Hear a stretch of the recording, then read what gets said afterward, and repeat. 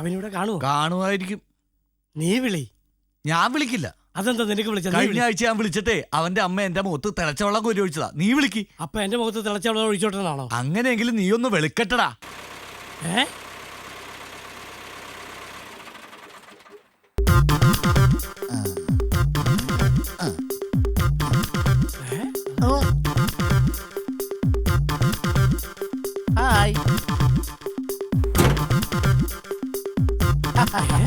എടാ സുഖു, നീ ആളാകെ മാറിപ്പോയല്ലോ. No no no no no, സുഖുവല്ല, പിന്നെ ഷെയ്ഖ് മുഹമ്മദ് അബ്ദുള്ള റസാഖ് സുഖു. എന്റെ പൊന്നെ, ഇവിടെ നാട്ടില് തെങ്ങ കയറി തേങ്ങ ഇട്ട് കിടന്നപ്പോ നിന്റെ പേര് സുഖു. അത് കേരളത്തിൽ. ഇപ്പൊ ഞാൻ ദുബായിലല്ലേ, അവിടെ ഷെയ്ഖ് വേണം. എടാ സുഖു, നിനക്ക് ദുബായിൽ എന്താ ജോലി? എന്താ ജോലി? എനിക്ക് എണ്ണപ്പാടത്തല്ലേ ജോലി. എണ്ണപ്പാടോ? കേട്ടില്ല? പുഞ്ചപ്പാടം, നെൽപ്പാടം എന്ന് ഇവിടെ പറഞ്ഞ പോലെ അതുപോലുള്ള പാടമാണ് എണ്ണപ്പാടം. ഇവിടെ നെല്ലും ഇതൊക്കെയാണ് കൃഷി ചെയ്യണമെങ്കിൽ അവിടെ മൊത്തം എണ്ണയാണ് പാടത്ത്. അതല്ലേ? അവിടെ നിനക്ക് എന്താ പരിപാടി? അവിടെ രാവിലെ തോർത്തു കൊടുത്തിട്ടങ്ങ് ഇറങ്ങും. ആര്? നീയാ? ഞാനില്ല, പണിക്കാരി. ഞാൻ സൂപ്പർവൈസർ ആണല്ലോ. എന്നിട്ട് ഈ എണ്ണപ്പാടത്തുനിന്നും ഈ പാടത്തുനിന്ന് അപ്പുറത്തെ പാടത്തേക്ക് ചക്രം വെച്ചിട്ട് ഇങ്ങനെ ചവിട്ടി ചവിട്ടി എണ്ണ അങ്ങോട്ട് ഒഴുക്കും. ഓ, നമ്മുടെ പാടത്തൊക്കെ വെള്ളം അടിച്ച് കയറ്റുമല്ലേ? അപ്പുറത്തെ പാടത്തേക്ക് ചവിട്ടി. അതുപോലെ പിന്നെ എടാ, അപ്പൊ നീ ആകെ രക്ഷപ്പെട്ടല്ലടാ. പിന്നെ കാശിന്റെ പൂക്കാലോ അല്ലേ? അതെല്ലേ? എടാ, നീ ഒരു ഉപകാരം ചെയ്യണം. എന്താണ്? നമ്മുടെ ലോലിന് യാതൊരു പണിയില്ലാണ്ട് കിടക്കണ്. നീ അവനൊന്ന് രക്ഷപ്പെടുത്തടാ. അപ്പൊ നിങ്ങൾക്ക് രക്ഷപ്പെടണ്ടേ? വേണ്ടതേ, അവൻ രക്ഷപ്പെട്ടാൽ അവന്റെ ചെലവിൽ ഞങ്ങൾക്ക് ജീവിക്കാമല്ലോ. അത് മതി. ഒരു വെടിക്ക് രണ്ട് പക്ഷി. ഞാൻ അവനുള്ള വിസയായിട്ടാണ് വന്നേക്കണത്. അതെല്ലേ? പക്ഷേ അവൻ ഈ പാടത്തൊന്നും പണിക്ക് വരുമെന്ന് എനിക്ക് തോന്നണല്ലോ. അതെന്താണ്? ഇവിടെ പെണ്ണുങ്ങളുടെ പുറകെ കിടക്കണവൻ എങ്ങനെയാ പാടത്ത് വന്ന് പണിയെടുക്കുന്നത്? അതിന് അവിടെ പെണ്ണുങ്ങളില്ല. എന്നാ അവനൊട്ടും വരൂല. അല്ല, അവിടെ പെണ്ണുങ്ങളുണ്ട്. പക്ഷെ പെണ്ണുങ്ങളൊക്കെ ഇങ്ങനെ പടതയിട്ട് മൂടിക്കുന്ന നടക്കണത്. മനസ്സിലായില്ലേ? ഒരു കറുത്ത തുണിയിട്ട് ഇങ്ങനെ മൂടൂലേ? ഓ, പറുത. അത് തന്നെ, അത് തന്നെ പറഞ്ഞു വന്നപ്പോ രണ്ടും ഒക്കെയാ. പക്ഷെ അവൻ എന്തായാലും പാടത്തൊന്നും കഷ്ടപ്പെട്ട് പണിയെടുക്കൂലടാ. പാടത്തെടുക്കൂലേ? ഇല്ല. വേണ്ട, പാടത്തെടുക്കണ്ട. കിണറുണ്ടല്ലോ, എണ്ണക്കിണർ. എണ്ണക്കിണറോ? അതായത് എണ്ണക്കിണറ്റിൽ ഇങ്ങനെ കപ്പിയിട്ട് ഇങ്ങനെ കോരി എടുത്തിട്ട് കുളത്തിൽ ഒഴിച്ചിട്ട് നേരെ കൊണ്ട് ടാങ്കിൽ ഒഴിക്കുക. അതെല്ലേ? അത് ചെയ്യാലോ. അത് എന്നാ പിന്നെ അവനെ വിളിക്ക്. എന്തൊക്കെയായാലും അവനെ കൊണ്ട് നമുക്ക് പറഞ്ഞ് സമ്മതിപ്പിക്കാം. ഓക്കെ, വാ, അവൻ വിളിക്ക്. ഏത് കാലന്മാരാടത്? ആഹാ, നിങ്ങളായിരുന്നല്ലേ? ഏതാടാ ഈ പുതിയ ജന്തു? നോ നോ നോ നോ, ജന്തുവല്ല, ബന്ധു. അതായത് ഷെയ്ഖ് മുഹമ്മദ് റസാഖ് സുഖു, ഷെയ്ഖ് അബ്ദുള്ള റസാഖ് സുഖു. ചേച്ചി, നമ്മുടെ വേലാഴ്ചേട്ടൻ അവൻ സുഖുവാണെന്ന്. ആഹാ, ഇവനായിരുന്നു അത്. അതെ. ചേച്ചി, ലോലൻ എന്തിയെ? ദേ, അവന്റെ കാര്യം എന്നോട് മിണ്ടി പോകരുത്. ഒരാഴ്ച എന്നോട് വഴക്കിട്ട് ഇവിടുന്ന് പോയിരിക്കുക. ഇനി ജോലി കിട്ടിയിട്ടേ തിരിച്ചു വരുമെന്നും പറഞ്ഞു പോയിരിക്കുക അവിടുന്ന്. എന്റെ പൊന്നു ചേച്ചി, സുഖു ലോലൻ ഒരു വിസയായിട്ടാ വന്നിരിക്കുന്നത്. അതെ, 40,000 ദുബായിൽ. എന്റെ ദൈവമേ, ഒരു നല്ല കാര്യം വന്നപ്പോ അവനിങ്ങനെ ചെയ്തല്ലോ. അവനിന്നെ എവിടെ പോയി കണ്ടുപിടിക്കും? എന്റെ മക്കളെ, നിങ്ങൾ എങ്ങനെയെങ്കിലും അവനൊന്ന് അന്വേഷിച്ച് കണ്ടുപിടിക്കും. ഒരു പണിയാ, നമുക്ക് ലോലിനെ പോയി തിരക്കാലോ. ഞങ്ങളൊന്ന് പോയി അന്വേഷിച്ചു. ഒരു കാര്യം പറയട്ടെ, നിങ്ങൾ നേരം വെളുത്തപ്പോ തൊട്ട് എന്നെ വിളിച്ചോണ്ട് നടക്കണല്ലേ? എടാ, ഞാനിവിടുന്ന് എന്റെ ഫ്ലൈറ്റ് 27 ഫ്ലൈറ്റ് പോകും. പോട്ടേന്ന് പറഞ്ഞ അങ്ങനെ ശരിയാണ്. ഞാനിവിടുന്ന് ചെന്നില്ലെങ്കിൽ എണ്ണപ്പാടം കവിഞ്ഞൊഴുകി എണ്ണപ്പൊക്കം ഉണ്ടാവും. എണ്ണപ്പൊക്കോ? വെള്ളപ്പൊക്കം കേരളത്തിൽ, ദുബായിൽ എണ്ണപ്പൊക്കം. മനസ്സിലായ? ചേട്ടനൊന്നും ചുമ്മാ നടന്നേ. നമുക്ക് ആ ലോലിനെ എവിടെയെന്ന് കണ്ടുപിടിച്ചാ മതി. ഈ പുള്ളിക്കാരനോട് ചോദിക്കാം. ഹലോ ചേട്ടാ, നമ്മുടെ ഈ ലോലൻ ഈ പരിസരത്ത് എവിടെയെങ്കിലും കണ്ട? ലോലനോ?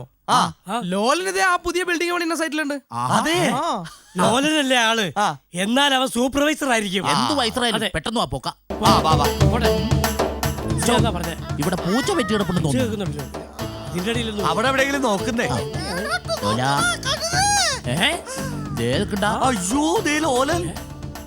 ഇത് നമ്മുടെ ലോലനല്ലേ? ലോല, ഇത് എന്ത് കോലോടാ? ഇതും ഒരു കോലമാടാ. ഞാൻ അമ്മയോട് സത്യം ചെയ്തിട്ട് ഇറങ്ങിയതാ. ഒരു പണി കിട്ടിയിട്ട് ആ പടി കയറുള്ളൂന്ന്. ഇപ്പൊ പണിക്ക് വന്ന നീ ഇപ്പൊ നല്ല പൊസിഷനിലാണല്ലേ? ഇവിടെ എന്നെ കൊണ്ട് അവരെല്ലാ പണിയും ചെയ്യിച്ചു. എന്നെ കൊണ്ട് പറ്റുന്നില്ലടാ. അപ്പോഴവർ എന്റെ അടുത്ത് പറഞ്ഞു പൊയ്ക്കോളാൻ. ഞാൻ പറഞ്ഞു, എന്റെ പൊന്നു ചേട്ടായി, എന്റെ ആരോഗ്യത്തിന് പറ്റിയ എന്തെങ്കിലും ഒരു പണി തരാൻ. ആ പണി ഇങ്ങനെ ഒരു കെണി ആവൂന്ന് ഞാൻ ഓർത്തില്ല.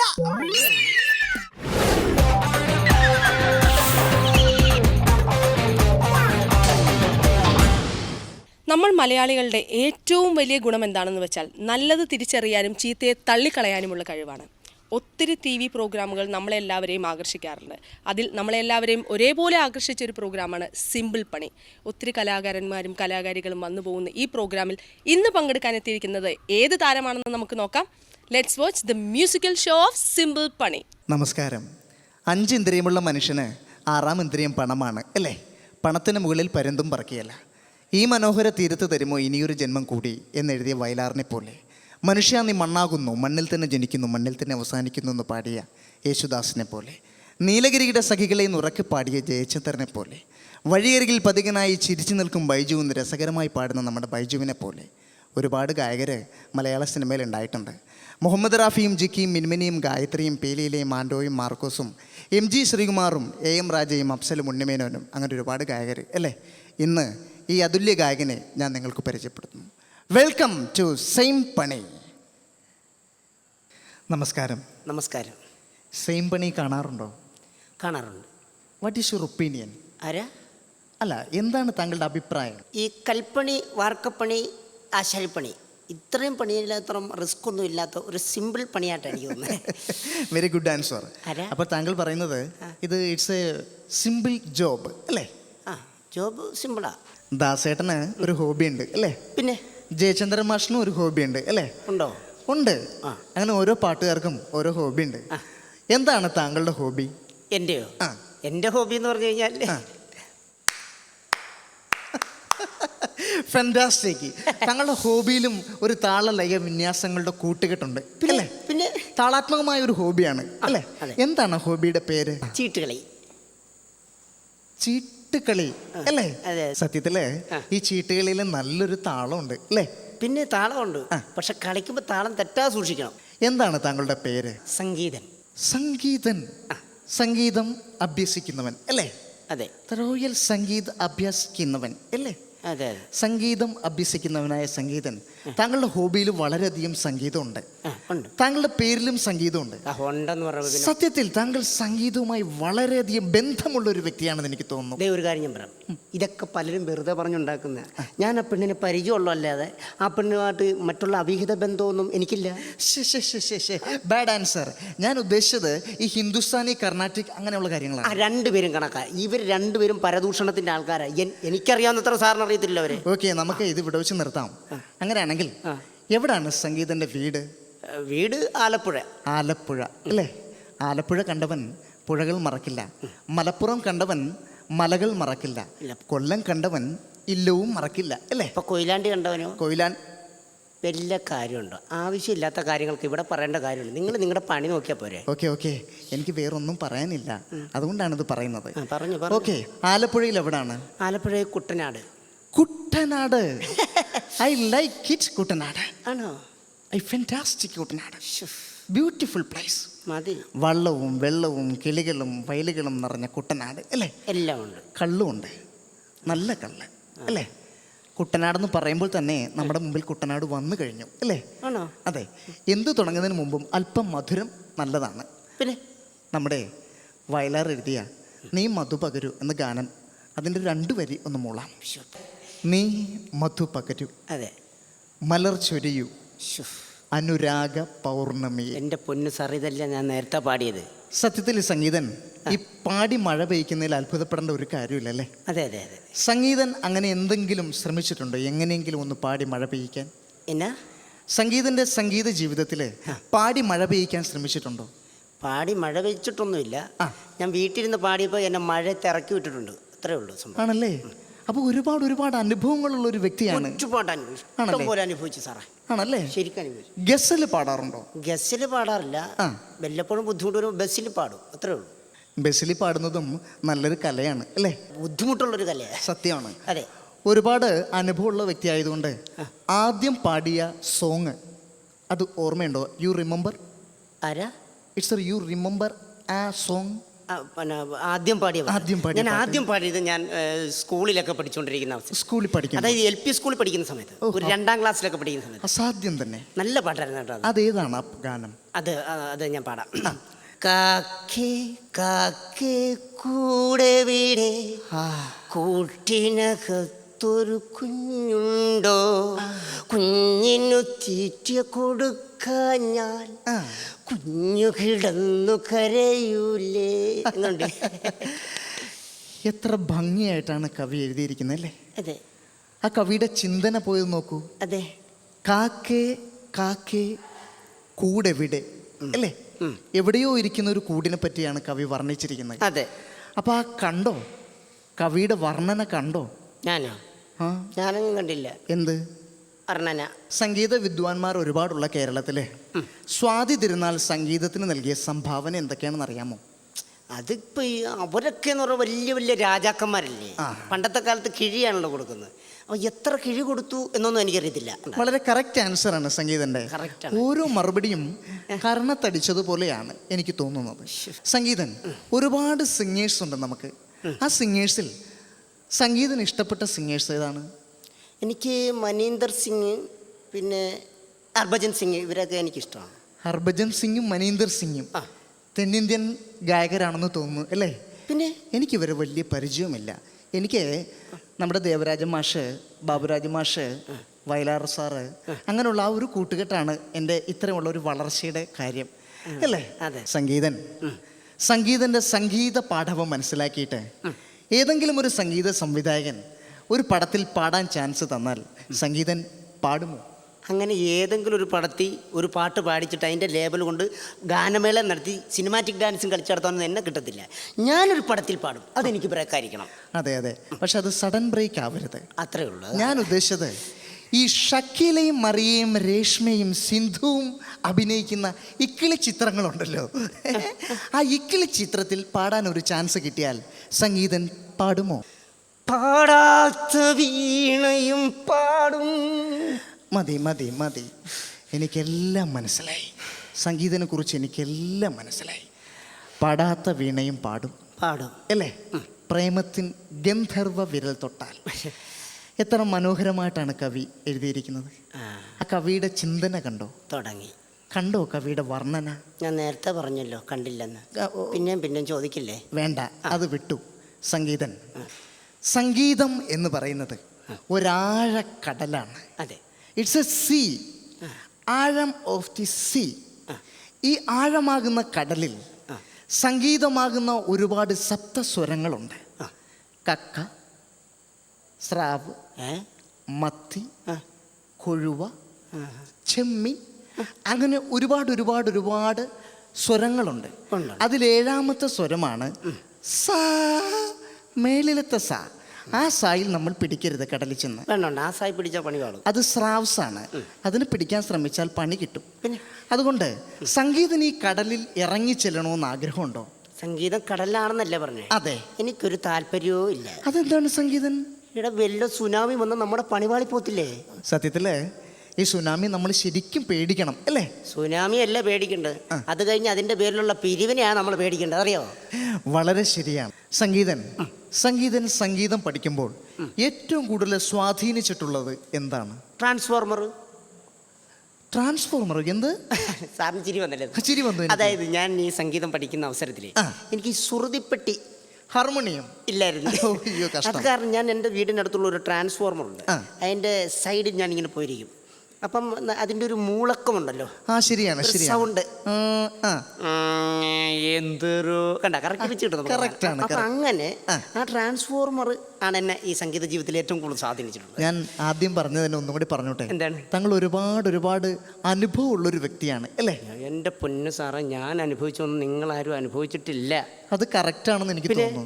സംഗീതൻ നമ്മുടെ സിനിമാ ഗാനങ്ങളും ഭക്തിഗാനങ്ങളും വളരെയധികം അന്തരമുണ്ട് അല്ലേ? പിന്നെ ചില സിനിമാ ഗാനങ്ങൾ കേട്ടുകഴിഞ്ഞാല് നമ്മളിങ്ങനെ അനങ്ങാതിരുന്ന് കേൾക്കും. പക്ഷെ ഭക്തിഗാനമാണെങ്കിൽ നമ്മൾ പെട്ടെന്ന് തുള്ളിപ്പോകും. അങ്ങനെ ഭക്തിഗാനങ്ങൾ വല്ലതും പാടാറുണ്ടോ? ഭക്തിഗാനം ഞാൻ പാടാറുണ്ട്. ഞാൻ സാധാരണ ഈ മണ്ഡല മഹോത്സവ സമയത്തൊക്കെ ഞാൻ ഇങ്ങനെ ഭക്തിഗാന സുധ എന്ന് പറഞ്ഞൊരു പരിപാടി. സുധയുമുണ്ട് പരിപാടിക്ക് അല്ലേ? സുധയോ? സുധയുടെ കാര്യമല്ല പറഞ്ഞ ഭക്തിഗാന സുധ, ഭക്തിഗാനമേള. അങ്ങനെ ആ ഗാനമേള നടത്തുമ്പോൾ ഞാൻ ഇങ്ങനെ ഭക്തിഗാനങ്ങളൊക്കെ പാടാറുണ്ട്. അപ്പം അതിനകത്തൊരു പാട്ട് ഞാൻ വേണം സാറിന് വേണ്ടി പാടി. ഞാൻ എപ്പോഴും പാടുന്നൊരു പാട്ടാണ്, എനിക്ക് ഭയങ്കര ഇഷ്ടപ്പെട്ടു. പാടും. മറ്റേ ട്രാൻസ്ഫോർമർ, അതാണ് ട്രാൻസ്ഫോർമർ അനുഭവം. എരുമേ പോയി. എന്ത് കിട്ടി വന്നാണേ? പിച്ച് കിട്ടുന്നില്ല അല്ലേ? കിട്ടിയില്ല, അതാണ്. എരുമേ ആണ്ട പോയി. പാടൂ, ശ്രമിക്കൂ. ഇപ്പൊ പിടിക്കാം.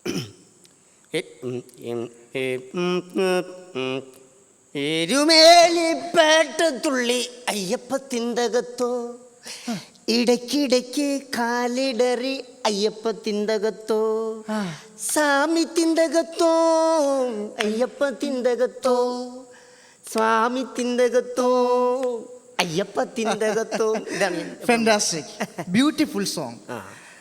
സംഗീതൻ ഈ ട്രാൻസ്ഫോമറിന് അടുത്തിരുന്നു സംഗീതം പഠിച്ചു അല്ലേ? പഠിച്ചു. ഈ ഹാർമോണി പെട്ടിയൊന്നും ഇല്ലാതെ അതെ പാടുമ്പോൾ പിച്ച് കിട്ടാറുണ്ടോ? പിച്ച് കിട്ടാറുണ്ടോന്നാ? പിച്ചൊക്കെ സഹിക്കാം, അത് കഴിഞ്ഞ് തലക്കെട്ടുള്ള അടി സഹിക്കാൻ പറ്റത്തില്ല. ആണല്ലേ? ഒരുപാട് അനുഭവമുള്ള ഒരു വ്യക്തിയാണ് ഞാൻ താങ്കൾ. പറഞ്ഞില്ല, ഒരുപാട് അനുഭവിച്ചു സാറേ. എനിക്കുണ്ട് സംഗീതൻ ഒരുപാട് അനുഭവങ്ങൾ. ഞാനും ദേവരാജ മാഷും വളരെ ക്ലോസ് ആയിട്ടുള്ള ആൾക്കാരാണ്. ആണല്ലേ? അതെ, ഈ ദേവരാജ മാഷ് വളരെ സ്ട്രിക്റ്റ് ആയിട്ടുള്ളൊരു മനുഷ്യനാണ്.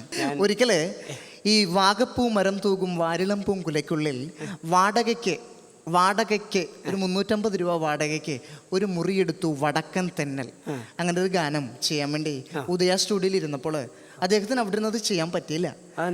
അത് ചെയ്തില്ല പുള്ളി. അവസാനം പുള്ളിക്ക് വാടകയ്ക്ക് ഒരു മുറി വേണം. അങ്ങനെ എവിടെയോ ടൗണിൽ വാടകയ്ക്ക് ഒരു മുറി എടുത്തു കൊടുത്തു. അവിടെ ഇരുന്നാണ് ആ ഗാനം സംഗീതം സംവിധാനം ചെയ്തത്. അത്ര സ്ട്രിക്റ്റ് ആയിട്ടുള്ളൊരു മനുഷ്യനാണ് ദേവരാജ മാഷ്. നിർബന്ധ ബുദ്ധിയുള്ള ഒരു വ്യക്തിയാണ് ദേവരാജ മാഷ്. അതുകൊണ്ട് ഞാൻ ദേവരാജ മാഷിനെ അറിയാം അല്ലേ? അറിയാം. ഡയലോഗ് കേട്ടപ്പോൾ മനസ്സിലായി. ഓക്കെ. കണ്ടിട്ട് ഇല്ല. കണ്ടിട്ടില്ല. ഇല്ല. ദേവരാജ മാഷ് അതുപോലെ സ്ട്രിക്റ്റ് ആയിട്ടുള്ള മനുഷ്യനാണെന്ന് പറഞ്ഞ് കേട്ടിട്ടുണ്ട്. ബാബുരാജ് മാഷും അങ്ങനെ ഒരുപാട് പേര് അല്ലേ?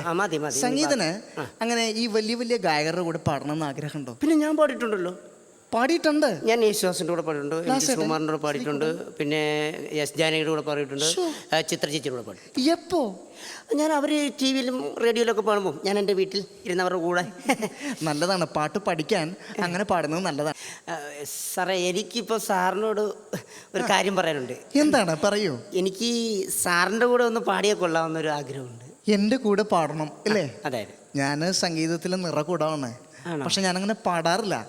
ഒരുപാട് ഗായകരെ പരിചയമുണ്ട്, സംഗീത സംവിധായകരെ പരിചയമുണ്ടെന്നല്ലാതെ ഞാൻ അധികം പാടാൻ ശ്രമിച്ചിട്ടില്ല. എങ്കിലും സംഗീതത്തിന് വേണ്ടി ഞാൻ പാടാം. ഒരു കീർത്തനം അങ്ങോട്ട് പാടാം. ഞാൻ പാടുന്നതിന്റെ ബാക്കി പാടിക്കുള്ളൂ കേട്ടോ. ഞാനോ? സോ ഇതുപോലൊരു ഭാഗ്യം ഉണ്ടാവില്ല. പാടാം. Good Fortune. It's A song, my favourite song. കീർത്തനം. என்ன தவம் செய்வனே, என்ன தவம் செய்வனே, யசோதா என்ன தவம் செய்வனே, യശോദേ என்ன തപം. ഇതല്ലേ ഈ സൂചിച്ച് വരുമ്പോൾ നിർത്തല്ലേ? ക്ലാസിക്കൽ നമ്മൾ ആസ്വദിക്കണ്ടേ? ഞാൻ പറഞ്ഞില്ലേ ഒരുപാട് കീർത്തനങ്ങൾ എനിക്കറിയാം. ഇതൊക്കെ എന്നെ പഠിപ്പിച്ചത് ബാബുരാജ് മാഷാണ്. ഞാനും ബാബുരാജ് മാഷും ഒരുമിച്ച് കളിച്ചു വളർന്ന കളിത്തോഴന്മാരാണ്. ആണല്ലേ? ഇതുപോലെ ഞാനും ദാസേട്ടനും കളിച്ചു വളർന്ന ആൾക്കാരാ. യേശുദാസും സംഗീതനും തമ്മിൽ വളരെയധികം പ്രായത്തിന് അന്തരമുണ്ട്. അപ്പം നുണ പറയരുത്. നുണ പറഞ്ഞാൽ കണ്ണു പൊട്ടിപ്പോകും. അപ്പൊ സാറ് നുണ പറയുന്നു. അവിടെയാണ് സംഗീതന് തെറ്റുപറ്റിയത്. സംഗീതൻ നമ്മൾ നുണ പറയുമ്പോൾ നല്ല സ്റ്റാൻഡേർഡ് ആയിട്ട് നുണ പറഞ്ഞാൽ ആരും അത് വിശ്വസിച്ച് പോകും. നുണക്കഥകളൊക്കെ നമുക്ക് മാറ്റിവെക്കാം അല്ലേ? അതെ. ഈ രാഗങ്ങളെ കുറിച്ചുള്ള അഭിപ്രായം എന്താണ് സംഗീതന്? രാഗങ്ങള് നല്ല രാഗങ്ങളുള്ള പാട്ടുകളുണ്ട്. ഉണ്ട്, തീർച്ചയായിട്ടും നല്ല രാഗത്തിലുള്ള പാട്ടുകൾ ഉണ്ട്. ഈ സംഗീതമേ അമരസലാപമേ, ഇത് നല്ല രാഗം ഉള്ള പാട്ടാണ്. നല്ല രാഗമുള്ള പാട്ടാണ്. ചില പാട്ടുകളുണ്ടോ ഇത് ചില രോഗങ്ങളുള്ളവർ പാടുന്ന പാട്ടാണ്. രാഗങ്ങളും രോഗങ്ങളും തിരിച്ചറിയാൻ ഞാൻ ഒരുപാട് കാലതാമസം എടുത്തൊന്നൊരു തോന്നൽ ഇപ്പം എനിക്ക് വരുന്നു. അതെ. സംഗീതൻ, അവസാനമായിട്ട് ഞാനൊരു ചോദ്യം ചോദിച്ചോട്ടെ? എന്താണ്? സംഗീതൻ വലിയൊരു ഗായകനായി കഴിഞ്ഞിട്ട് എൻ്റെ വീടിനടുത്ത് ഹിന്ദുക്കളും മുസ്ലിങ്ങളും ക്രിസ്ത്യാനികളും കൂടി ഒരു ഗാനമേള സംഗീതന് തരികയാണ്. സംഗീതൻ അവിടെ ഗാനമേള നടത്താൻ വരുമ്പോൾ ഫസ്റ്റ് സോങ് ഏതായിരിക്കും പാടുന്നത്? എൻ്റെ മാസ്റ്റർ പീസ് പാടും. ഏതാണ് ആ മാസ്റ്റർ പീസ് ഗാനം? ഭഗവാൻ ഗീതയിൽ പാടി സംഭവാമിയുഗേ. അത് പാടും. ഭഗവാൻ ഭഗവത്ഗീതയിൽ പാടി അല്ലേ? അതെ. ഭഗവാൻ ഭഗവത്ഗീതയിൽ പാടുമ്പോൾ മുസ്ലിങ്ങളും ക്രിസ്ത്യാനികളും പ്രശ്നം ഉണ്ടാക്കില്ലേ? അപ്പൊ ഞാൻ മുസ്ലിങ്ങൾ പ്രശ്നം ഉണ്ടാക്കും തീർച്ചയായിട്ടും. എന്നാ ഞാൻ റസൂലെ പാടും. റസൂലേ പാടും. റസൂലേ നിൻ കനിവാലെ അല്ലേ? അതെ. പക്ഷെ നമുക്ക് അവിടെ ഒരു കനിവും കിട്ടില്ല. റസൂല പാടിയ ക്രിസ്ത്യാനികൾ പ്രശ്നം ഉണ്ടാക്കും. ആണല്ലേ? എന്നാ ഞാൻ രക്ഷകൻ പാടും. ഏതാണ്? രക്ഷകൻ. രക്ഷക അല്ലേ? രക്ഷപ്പെടാൻ പറ്റില്ല. അവിടെ നിന്ന് എങ്ങനെ രക്ഷപ്പെട്ടു പോകും നമ്മള്? മൂന്ന് പേരും പ്രശ്നം ഉണ്ടാക്കും ഏത് പാടിയാലും. അപ്പം മാസ്റ്റർ പീസ് തന്നെ ഞാൻ പാടും. ഏത്? മറ്റേ സംഭവാമി ഗുഹേ ഗുഹേ. സംഭവാമി ഗുഹേ ഗുഹയും സംഭവാമി യുഗേ യുഗയും പാടിയാലൊന്നും രക്ഷപ്പെടാൻ പറ്റില്ല. അത് പാടുന്നേ. എങ്ങനെ പാടും അത്? പാടിത്തരാം. ഭഗവാൻ ഭഗവത്ഗീതയിൽ പാടി ലാ ഇലാഹ ഇല്ലല്ലാഹ് യേശുനാഥ എൻ്റല്ലാഹ്. പിടിച്ചോ, ഈ പരിപാടി ഇനി മുതൽ താങ്കൾ അവതരിപ്പിച്ചോളൂ.